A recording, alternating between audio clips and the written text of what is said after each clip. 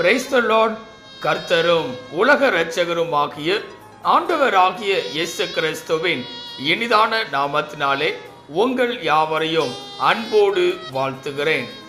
ஒரு புதிய நாளை தேவன் நம்முடைய வாழ்க்கையிலே கிருபையாய் கொடுத்திருக்கிறார். ஒவ்வொரு நாட்களையும் அவர் நமக்கு ஆசீர்வாதமாக கொடுத்து அவருடைய கிருபையினாலே நம்மை தாங்குகிற தேவனாகவும் நடத்துகிற தேவனாகவும் காணப்படுகிறார். நிச்சயமாய் இந்த நாளையும் அவர் நமக்கு ஆசீர்வாதமாய் மாற்றி கொடுப்பார். இந்த நாளுக்குரிய தேவனுடைய வார்த்தையை உங்களுக்காய் நான் வாசிக்கிறேன். மத்தேயு எழுதின சுவிசேஷம் 22ஆம் அதிகாரம் 37ஆம் வசனம். மத்தேயு 22ஆம் அதிகாரம் 37ஆம் வசனம். உன் தேவனாகிய கர்த்தரிடத்தில் உன் முழு இருதயத்தோடும் உன் முழு ஆத்துமாவோடும் உன் முழு மனதோடும் அன்பு கூர்வாயாக. எனக்கன்பான தேவ பிள்ளைகளே, இங்கே அருமையான ஒரு வார்த்தையை நாம் பார்க்கிறோம். உன் தேவனாகிய கர்த்தரிடத்தில் உன் முழு இருதயத்தோடும். ஆம் பிரியமானவர்களே, இந்த உலகத்தில் வாழ்கிற பல மனிதர்கள் முழு இருதயத்தோடு காணப்பட மாட்டார்கள். ஆனால் தேவனாகிய கர்த்தரோ நம்மிடத்தில் எதிர்பார்க்கிற ஒரு காரியம் என்னவென்றால் முழு இருதயத்தோடு. இன்றைக்கு பல நேரங்களிலே உலகத்திற்கு நேராய் நாம் கடந்து சென்று விடுகிறோம். மனிதர்களை நோக்கி கடந்து சென்று விடுகிறோம். தேவனிடத்தில் நம்முடைய முழு இருதயத்தை செலுத்துவதில்லை. ஆனால் இந்த நாளிலே முழு இருதயத்தோடு தேவனிடத்தில் காணப்படுவோமே என்றால் தேவன் நம்மை ஆசீர்வதிக்கிறவராக காணப்படுவார்.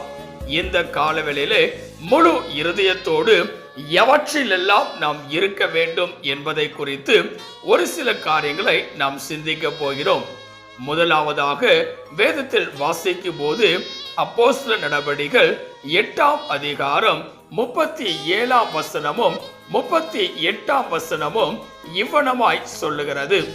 அப்போஸ்தலர் 8ஆம் அதிகாரம் 37ஆம் வசனத்திலே, அதற்கு பிலிப்பு, நீர் முழு இருதயத்தோடும் விசுவாசித்தால் தடையில்லை என்றான்.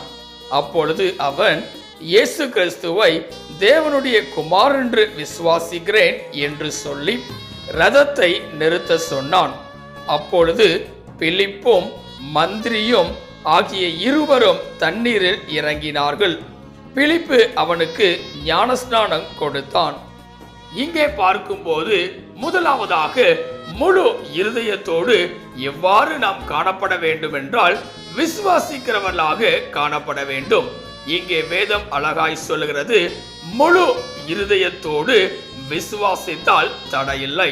இங்கே ஞானஸ்நானம் பெறுவதற்கு தேவனுடைய குமாரனை விசுவாசிக்கிறவர்களாய் இருக்க வேண்டும் என்பதை நாம் பார்க்கிறோம். இந்த காலவெளியிலே பல நேரங்களில் நாமும் நம்முடைய வாழ்க்கையிலே விசுவாசத்தையும் நம்பிக்கையையும் இழந்தவர்களாக காணப்படுகிறோம். ஆனால் வேதம் சொல்லுகிறது, முழு இருதயத்தோடும் தேவனை விசுவாசிப்பவர்களாய் காணப்பட வேண்டும்.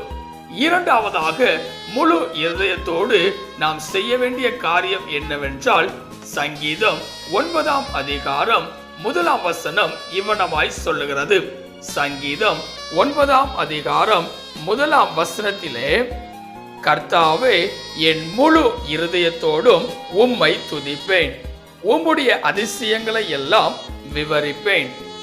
இங்கே பார்க்கும்போது இரண்டாவதாக வேதம் சொல்கிறது, முழு இருதயத்தோடு தேவனை துதிக்க வேண்டும். ஒவ்வொரு வாரமும் ஞாயிற்றுக்கிழமை தோறும் தேவனை துதிக்கும்படியாய் ஆராதனைக்கு நாம் கடந்து செல்கிறோம். ஆனால் பல நேரங்களிலே அவரை துதிப்பதில்லை.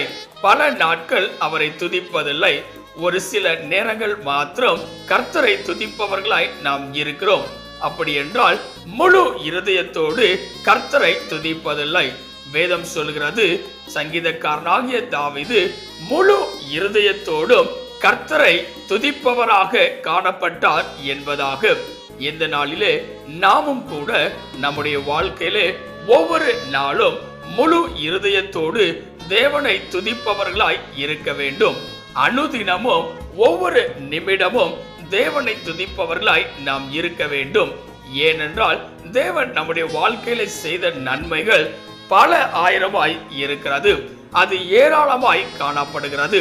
அதை நினைத்து ஒவ்வொரு நாளும் தேவனை துதிப்பவர்களாய் இருக்க வேண்டும்.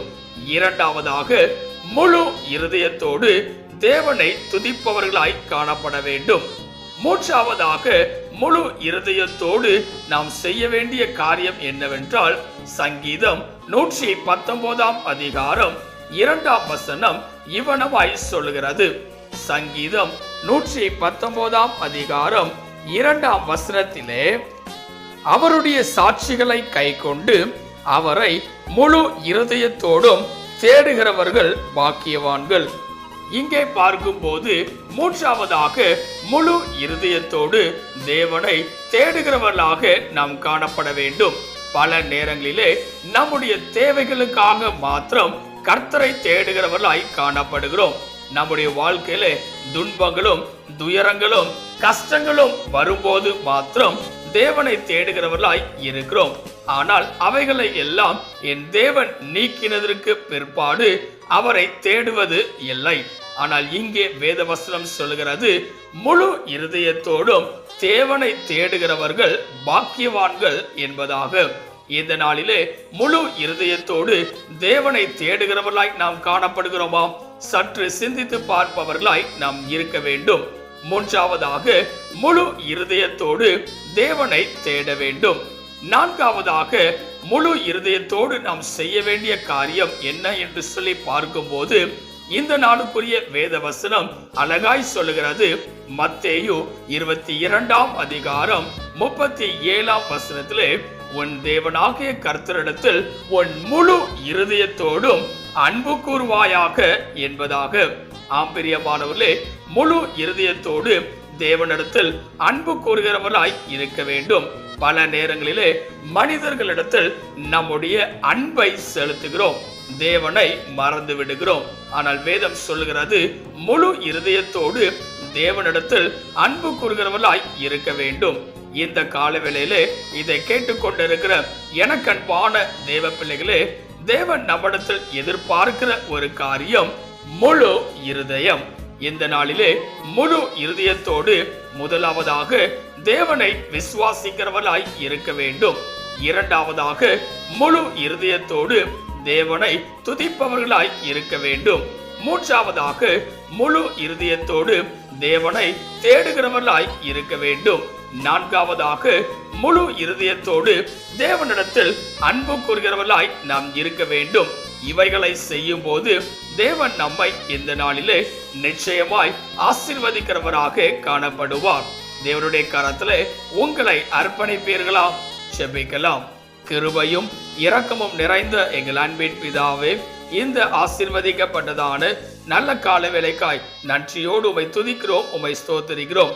முழு இருதயத்தோடும் உம்மிடத்தில் சேர்கிறவர்களாய் நாங்கள் இருக்க வேண்டும் என்று சொல்லி இந்த நாளிலே நாங்கள் பார்க்கிறோம்.